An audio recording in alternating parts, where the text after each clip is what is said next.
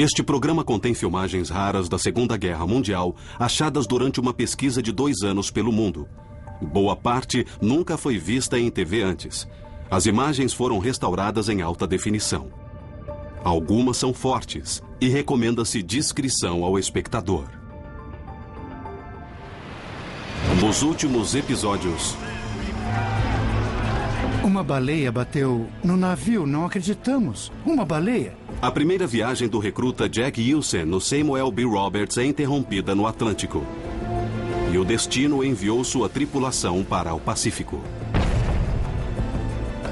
O sonar captou um submarino japonês.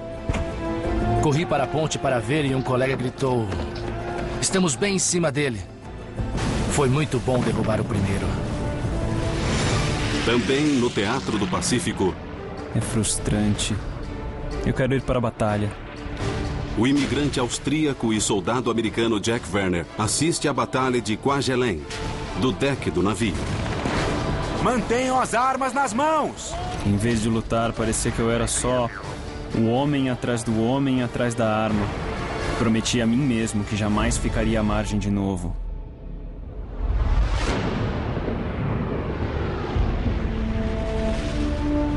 Mantemos uma fé comum. 6 anos. De que o homem conhecerá pão e paz.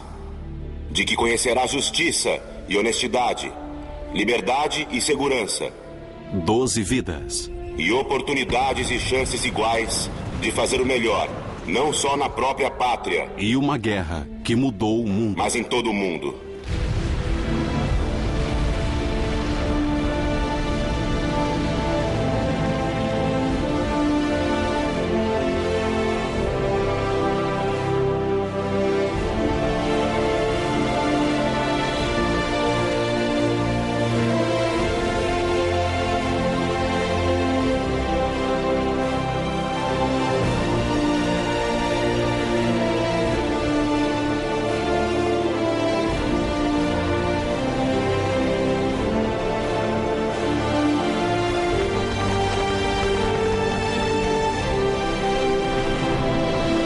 Segunda Guerra Mundial.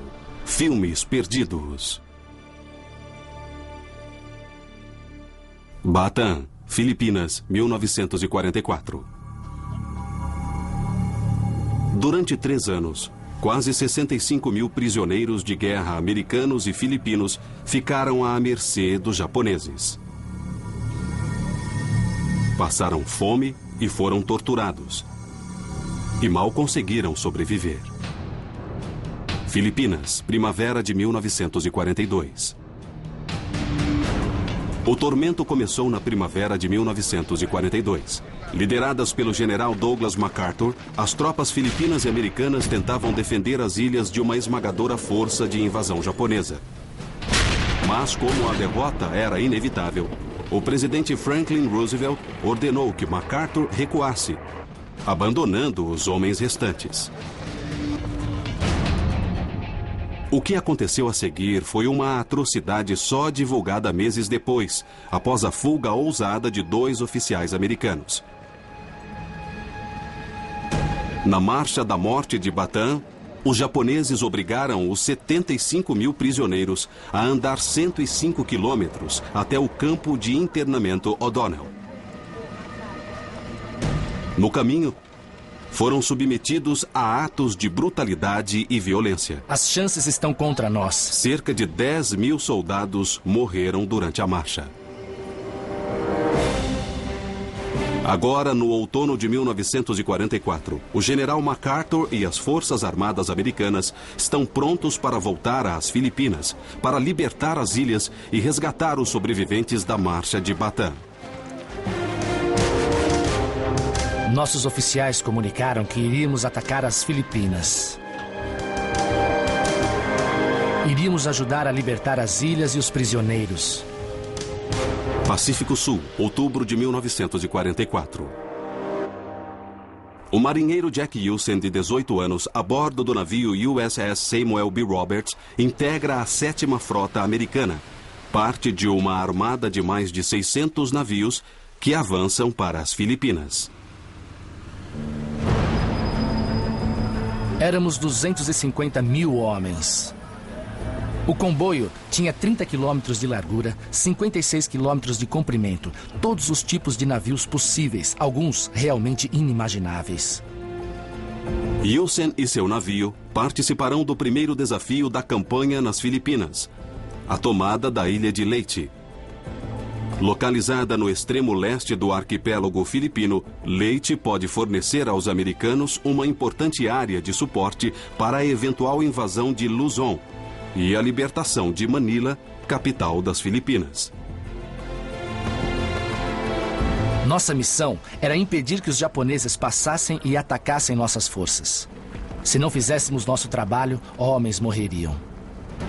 Enquanto o navio de Yusen conquistava posições defensivas na ilha de Samar, 150 quilômetros a sudoeste, o 6º Exército se aproximava do litoral de Leyte. Quando chegamos perto, eu me senti mais tenso. Só de pensar que seríamos os primeiros a chegar à praia.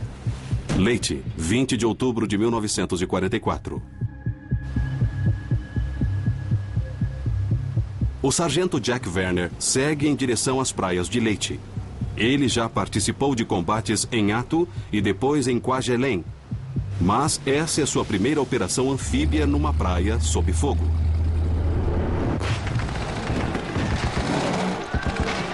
Assim que a rampa desceu, corremos pela água.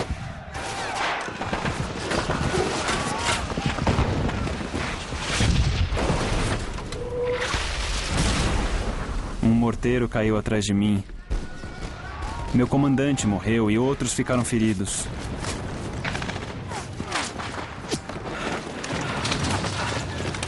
Werner e seu pelotão correm para um monte no canto da praia.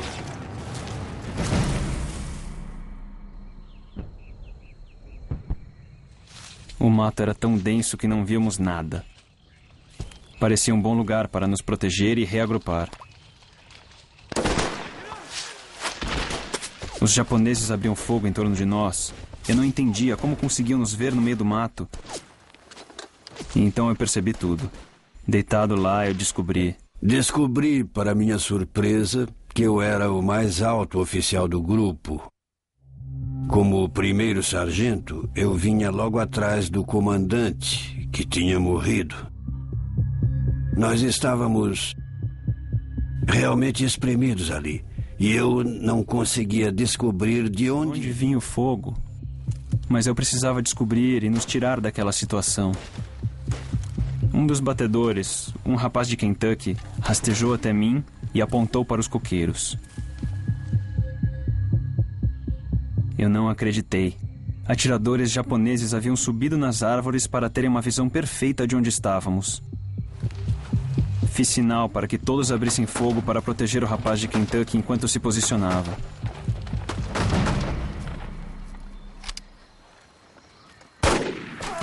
E foi assim que ele eliminou 2 atiradores. Reforços logo chegaram da praia. Eles nos ajudaram a acabar com os atiradores e a bater em retirada.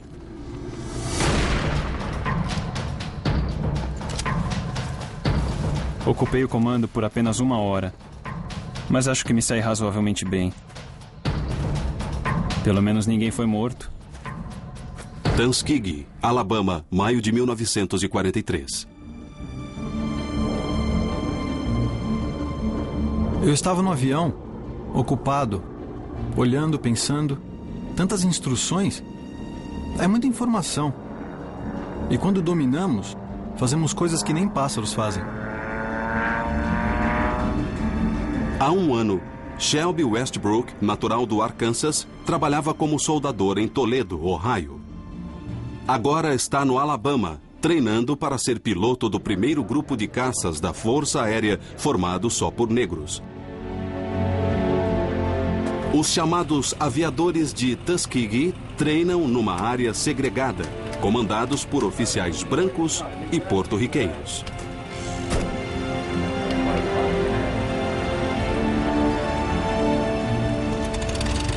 Nossas instalações são separadas, mas é bom fazer algo de que muitos nos consideravam incapazes. Eu pensei em entrar para a infantaria, mas quando o serviço de recrutamento me escreveu, resolvi me candidatar para a Força Aérea. No começo só aceitavam candidatos com curso superior completo. Mas quando estes acabaram, começaram a aceitar pessoas com 2 anos de faculdade. E quando estes acabaram, inventaram um teste escrito. E quem passasse nesse teste podia entrar para o programa. E foi assim que eu entrei, porque não tinha faculdade. E agora sou o piloto do grupo de caças 332. Westbrook e os aviadores de Tuskegee foram filmados a cores em imagens como estas. Produzido pelas Forças Armadas, o filme visava promover a inclusão de afro-americanos nas forças aéreas. Após o treinamento, a ação de combate do grupo de caças foi filmada em preto e branco. Ramitelli, Itália, 13 de setembro de 1944. O comandante pegou um mapa imenso de todo o teatro europeu. Ele disse: "Cavalheiros, hoje vamos atacar as refinarias de petróleo."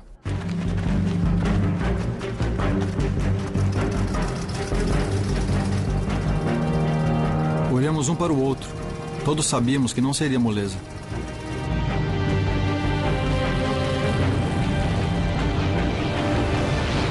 Westbrook e o grupo de caças 332 escoltavam bombardeiros como parte de uma estratégia aliada para bombardear refinarias nazistas. O alvo era um imenso complexo alemão em Black Hammer, Polônia. Lá, os alemães usavam depósitos naturais de carvão para produzir petróleo sintético que empregavam para abastecer quase todos os seus aviões. Black Hammer era um dos alvos mais protegidos do Terceiro Reich. Black Hammer, Polônia, setembro de 1944.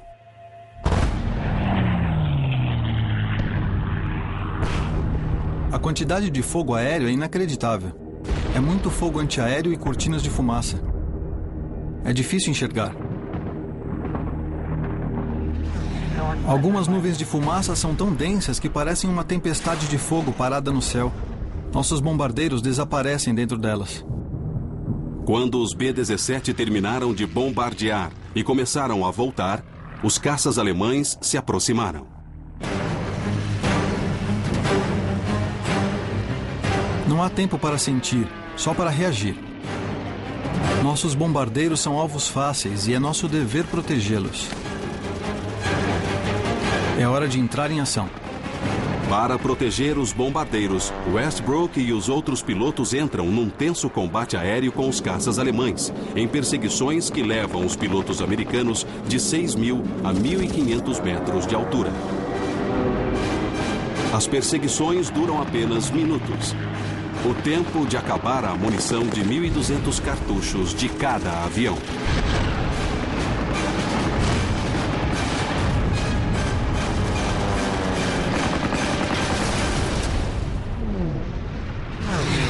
Após 8 horas voando, Westbrook e o resto do esquadrão finalmente voltam a um espaço aéreo amistoso.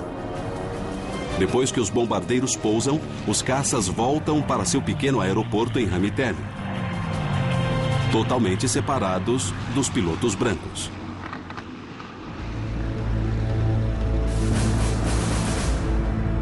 Quando eu voo, eu só penso no que estou fazendo, na responsabilidade. Mas quando eu volto, percebo a realidade do perigo. Isso é muito sério.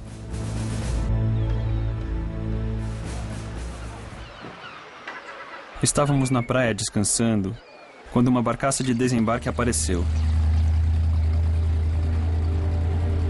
Leyte, 20 de outubro de 1944. Então olhamos e vimos que era o general MacArthur, que voltava para Leyte como prometera. Após combater um grupo de atiradores japoneses na ilha, o sargento Jack Werner voltou à praia a tempo de ver o general MacArthur desembarcar com as forças de libertação. Ele estava de óculos escuros e calças bem passadas, e alguns soldados começaram a rir. Não acredito como são desrespeitosos. O general cruzou a praia e entrou na selva. E não voltei mais a vê-lo. Horas depois, MacArthur se dirigiu ao povo das Filipinas. Povo das Filipinas, graças a Deus Todo-Poderoso, estou de volta. Nossas forças retornam ao solo filipino, solo consagrado pelo sangue de 2 povos. Quase 90 mil civis foram mortos durante a ocupação japonesa das Filipinas. Viemos dedicados e comprometidos com a tarefa de destruir qualquer vestígio de controle inimigo sobre o povo. A hora da redenção chegou.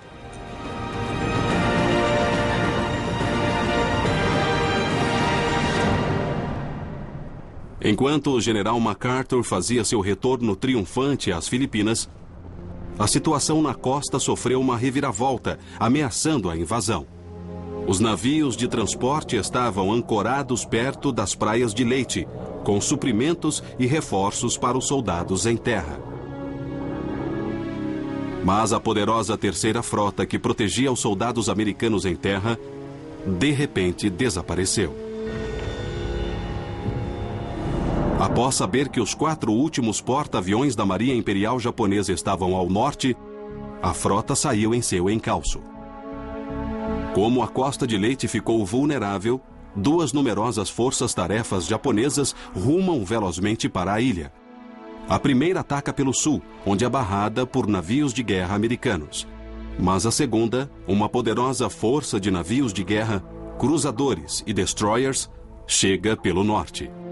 Sua missão é destruir os navios de transporte americanos e deter a liberação das Filipinas.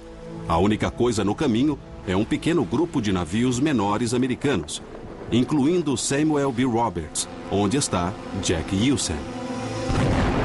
Costa de Samar, 25 de outubro de 1944. Olhamos para o céu em direção ao horizonte e vimos relâmpagos e ouvimos trovões. Mas não era uma tempestade. Era uma batalha. Pelo alto-falante, o capitão disse: "Preparar as armas. Não é exercício. Agora é para valer." Não tínhamos ideia do que acontecia. Sabíamos que haveria uma batalha para retomar as Filipinas, mas achamos que seria em terra. O capitão fez um anúncio. Uma força-tarefa japonesa está vindo do norte. São navios de guerra e destroyers. Faremos nossa parte, mas o desfecho é duvidoso. O desfecho é duvidoso? Como assim? Campo de treinamento da Unidade 442, verão de 1943. Só quero cumprir meu dever e que a minha família sinta orgulho de mim. Jimmy Kanaya, 24 anos e natural do Oregon, é membro do Regimento de Combate 442, a única unidade do exército americano formada apenas por descendentes de japoneses. Filho de imigrantes japoneses, Kanaya se alistou antes do ataque a Pearl Harbor em 7 de dezembro de 1941. Depois do ataque a Pearl Harbor, eu me senti perdido. Eu parecia com um inimigo, digamos assim, e eu não podia fazer nada a respeito. Foi uma sensação de impotência, de fracasso.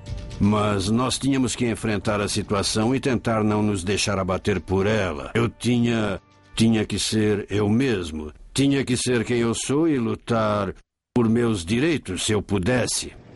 Apenas 2 meses após Pearl Harbor, o governo americano começou a abrir centros de reacomodamento. Mais de 120 mil japoneses e seus descendentes foram transferidos para esses campos de internamento, retirados de seus lares e empregos sem processos legais e identificados como ameaças potenciais à segurança nacional.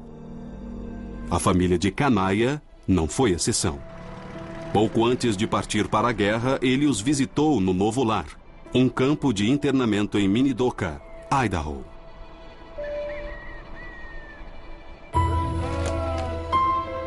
Eu me sinto desconfortável num campo de prisioneiros. É cheio de galpões de compensado, erguidos às pressas, com muito pouco conforto. Ver isso me dá mais uma razão para provar ao nosso país que somos tão leais quanto os outros cidadãos. Me dá mais motivo para querer lutar. Enquanto algumas divisões que lutavam na Europa eram filmadas a cores, a ação da Unidade de Combate 442 de Canaia era registrada em preto e branco. Bruyères, França, outubro de 1944.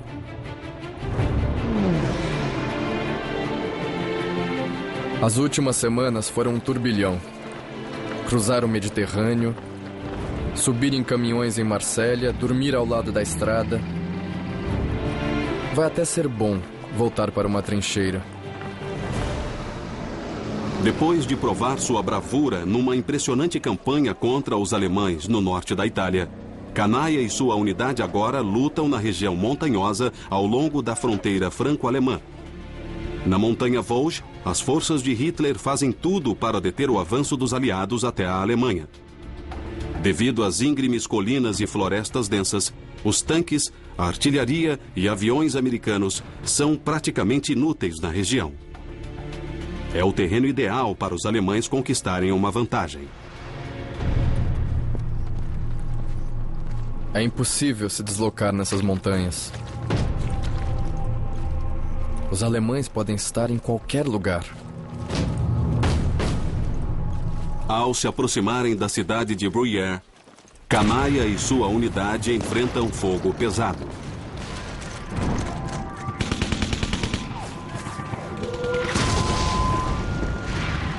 Após 3 dias de combate feroz, eles conseguem tomar a cidade. Mas não tem tempo a perder. O coronel disse que um batalhão está preso do outro lado da montanha. Muitos feridos precisam ser evacuados. Então eu e 3 outros soldados partimos. A trilha é traiçoeira e cheia de árvores. Estou um pouco nervoso. É fácil para os alemães se esconderem nesse terreno. Após avançar penosamente pelas trilhas na montanha, Canaia e os 3 outros soldados chegam a Bifontaine, onde encontram mais de 1 dúzia de homens feridos. 7 em macas. É impossível transportar todos esses homens sozinhos. E o comandante nos mandou 35 prisioneiros alemães para carregar as macas. Não estou gostando disso. Não se pode misturar armas com a bandeira da Cruz Vermelha. É uma violação da Convenção de Genebra. Mas sendo um enfermeiro que recebe ordens da infantaria, não tenho controle sobre as decisões tomadas por um superior.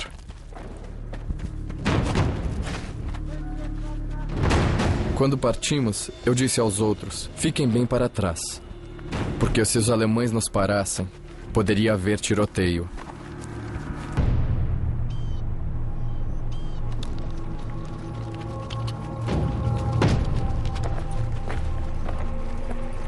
Estávamos quase na base do morro, quando a coluna inteira parou. Apostos para contra-ataque. Era uma patrulha alemã, com mais de 20 homens. Nosso comandante sabia que não adiantava lutar. Estávamos em número muito menor.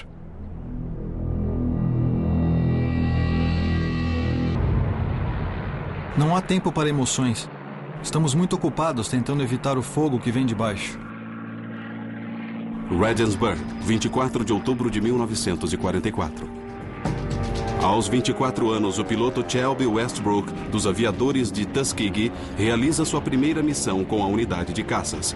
Hoje, ele escolta um grupo de B-24 numa missão sobre a Alemanha.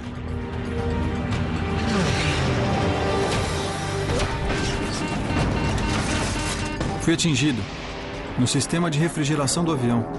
O líder do esquadrão me diz para voltar para a base. Os pilotos perto de mim começam a me escoltar de volta, mas começo a perder altitude. Estou despencando entre as nuvens. Vejo montanhas na minha frente.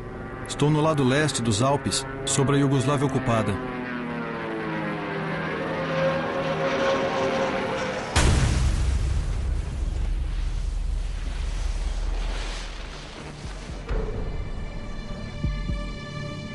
Dois aviões derrubados. Mas é o menor dos problemas. Precisamos dar um jeito de sair daqui vivos. Estamos tentando descobrir onde estamos quando vemos homens. De uniformes alemães, com rifles a postos. Nós paramos.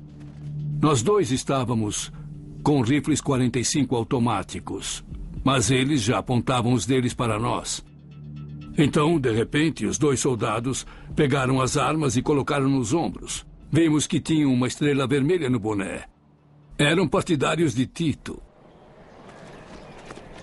Westbrook e o outro piloto foram salvos por um grupo de resistência iugoslavo, os partidários de Tito. Para expulsar os alemães de seu país, o líder do Partido Comunista, Josip Broz Tito, fez um acordo com os aliados. Em troca de armas e munição, ele e seus 200.000 homens prometeram proteger e ajudar pilotos aliados abatidos a voltar através do território ocupado. Dormimos de dia e andamos de noite quando não há lua. É um novo tipo de perigo. Costa de Samar, 25 de outubro de 1944. Ouvimos um trovoar distante. Sabemos que estamos em desvantagem. Jack Gilson está no navio Samuel B. Robert, na costa de Samar, no norte da Ilha de Leyte. Sua missão original era procurar submarinos e resgatar pilotos abatidos. Mas agora, uma poderosa força-tarefa japonesa se aproxima rapidamente. As chances estão contra nós, mas é para isso que estamos aqui. E vamos cumprir nosso dever.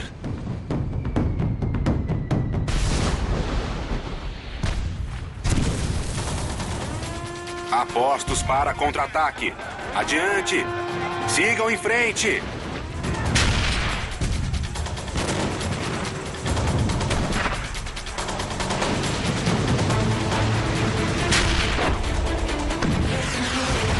Tentando evitar a destruição quase certa, os navios de escolta da pequena força-tarefa obedecem à ordem de recuar. O CMB, com 3 outros navios de escolta e 3 destroyers, são o único obstáculo entre o inimigo e os navios que descarregam suprimentos em Leyte.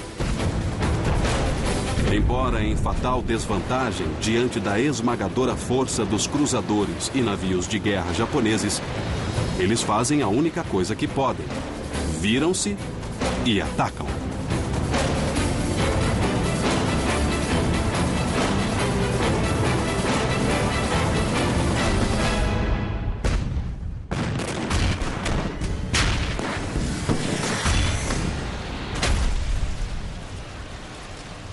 Algo atingiu a popa. Então alguém gritou que nossos homens foram massacrados. Naquele momento, senti um nó na garganta, porque 2 dos meus melhores amigos estavam lá. Era a estação de batalha deles.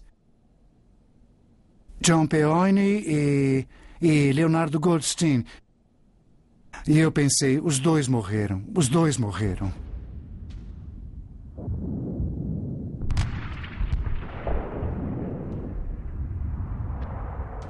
Foi quando vi que a luta seria até o final. Nós continuaríamos até conseguir vencê-los ou até que eles nos vencessem. Foi assim que nós lutamos durante a hora seguinte. O CMB conseguiu acertar os navios japoneses algumas vezes antes de sofrer outro ataque direto. Em minutos, o navio de Yusen começou a encher de água. Os homens receberam ordem de abandonar o navio.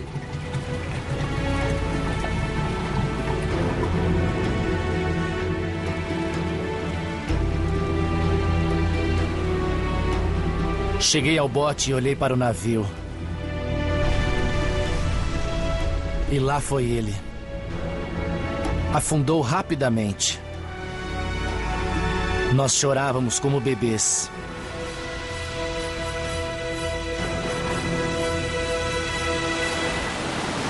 Enxergávamos poucos metros por causa das ondas e nos sentimos muito sozinhos.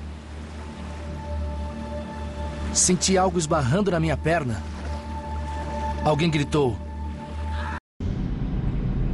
Olhei para os prisioneiros alemães que estavam conosco. Nossa única opção era nos render. Agora somos prisioneiros e eles os captores. O jogo virou. Montanhas Vosges, França, 24 de outubro de 1944. Há poucos minutos, o americano de origem japonesa Jimmy Kanaya transportava soldados feridos pelas montanhas Vosges. Agora, está nas mãos de uma patrulha alemã, arrastado para o território inimigo como prisioneiro de guerra. Eu me sentia desamparado, totalmente nas mãos de meus captores. Esses soldados alemães parecem especialmente agitados. Um roubou meu relógio enquanto o outro revistou meus bolsos. Pensei em escapar. Mas o que vai acontecer com os outros enfermeiros e os feridos se eu fugir? Os guardas podem se vingar neles. Não posso deixar isso acontecer. Preciso continuar, custe o que custar.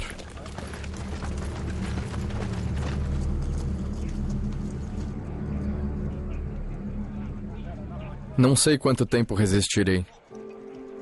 Lembro da última vez que vi meus pais no campo de internamento em Idaho.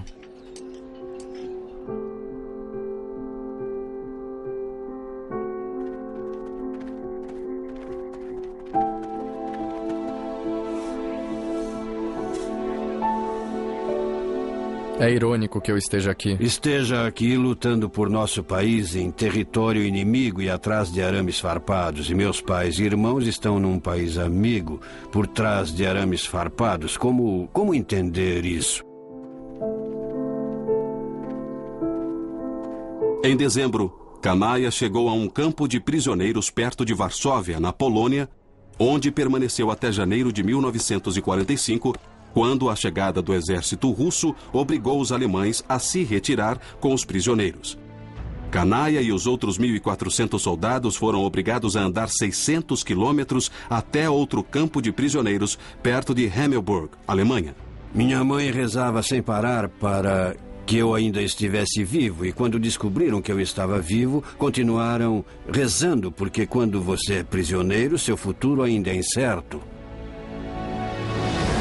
Kanaya continuou prisioneiro dos alemães até abril de 1945, 2 anos depois dos pais serem liberados do campo de internamento em Idaho. Quando finalmente foi libertado, Kanaya estava perto da inanição. Mas, ao contrário de muitos companheiros, ele sobreviveu. Por seus serviços durante a guerra, Kanaya recebeu uma estrela de prata, uma estrela de bronze e um coração púrpura.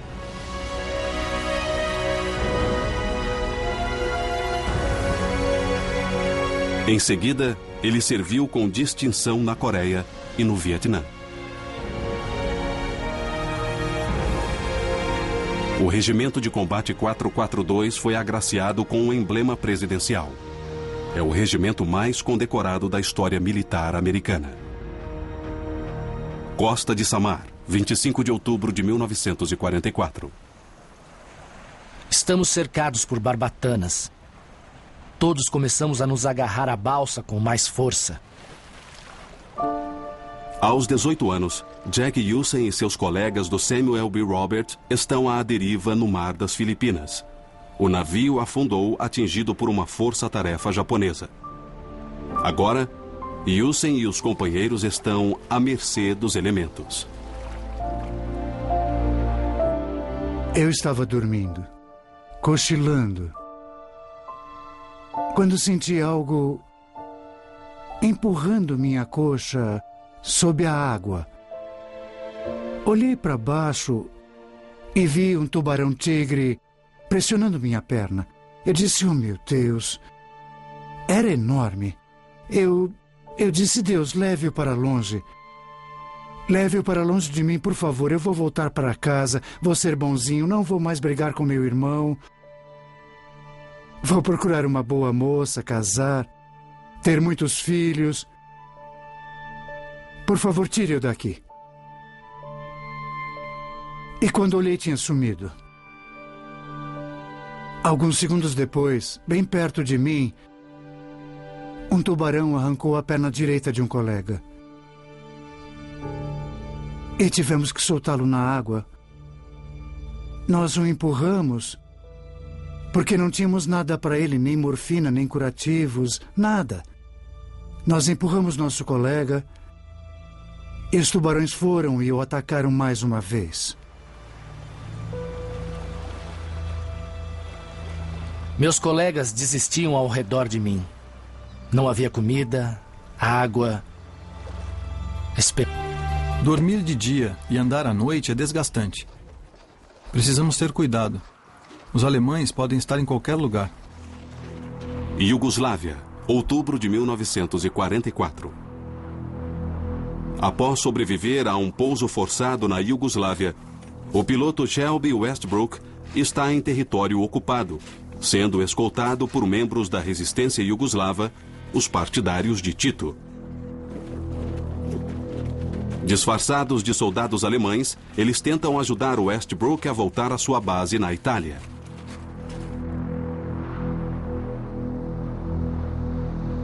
Você não sabe o que vai acontecer no minuto seguinte.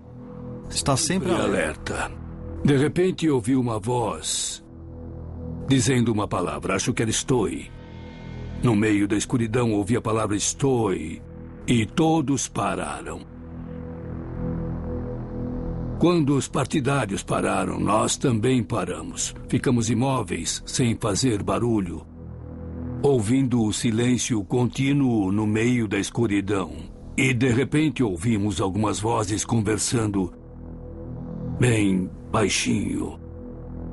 E, alguns minutos depois, continuamos a andar. É estranho se sentir tão impotente. Mas tudo que posso fazer é confiar neles e me preparar para o que vem pela frente. Durante 4 semanas, Shelby ficou escondido atrás das linhas inimigas. Com a ajuda dos partidários, acabou chegando ao porto de Zara, na costa da Iugoslávia. Lá encontrou soldados britânicos que o levaram de volta a seu esquadrão na Itália. Westbrook realizou mais 29 missões antes de voltar aos Estados Unidos. Quando voltei para a base, comecei a provocar meus colegas dizendo: até mais, pessoal, estou indo para casa. Westbrook foi condecorado com uma medalha de aviação por seus serviços durante a guerra.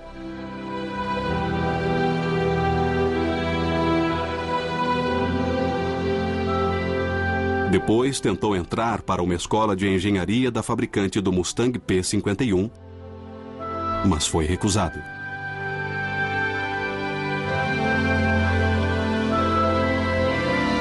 Soube mais tarde que o diretor da companhia não aceitava alunos negros.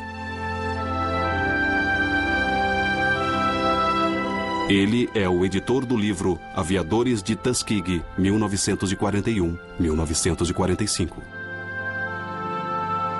Mar das Filipinas, 28 de outubro de 1944.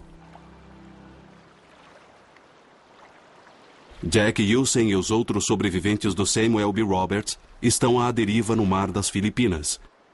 E o tempo está se esgotando. Embora seja possível sobreviver até 5 semanas sem comer, a maioria não resiste a mais de 3 a 5 dias sem água. Meus colegas bebem tanta água do mar que começam a alucinar.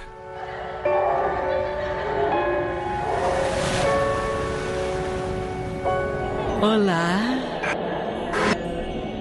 Olá, querido.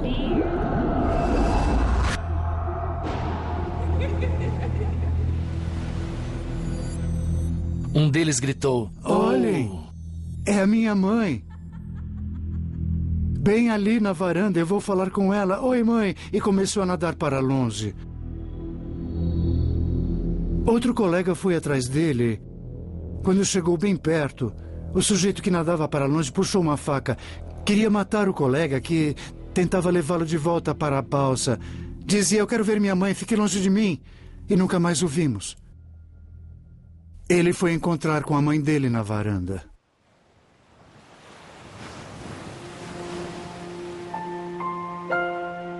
Não sei quanto tempo ainda resistiremos.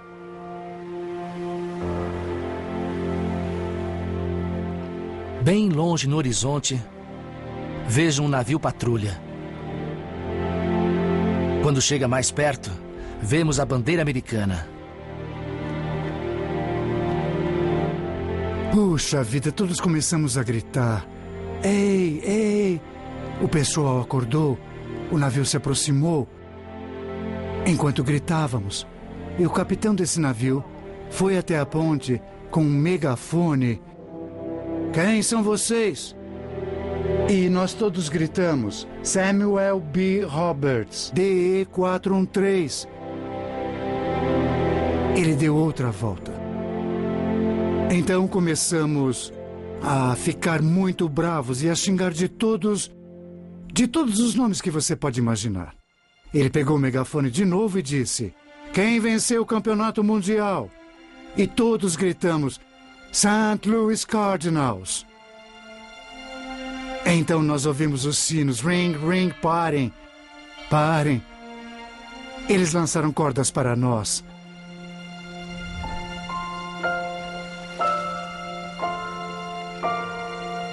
E foi assim que nos salvamos.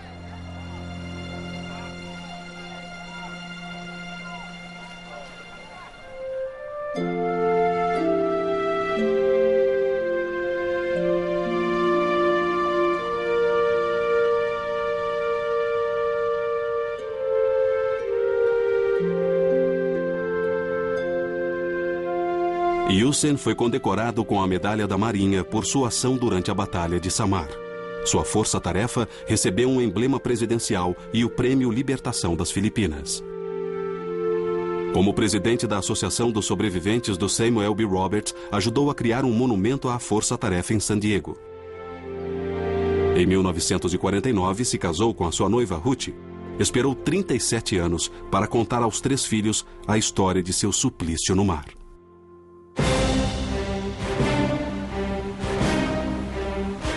A força-tarefa de Hussein perdeu 4 navios e 850 homens, incluindo 90 marinheiros do Samuel B. Roberts. Mas sua coragem não foi em vão. Confundindo o pequeno grupo de navios com uma força muito maior, a frota japonesa deu meia volta e bateu em retirada. A invasão da Ilha de Leyte foi um sucesso.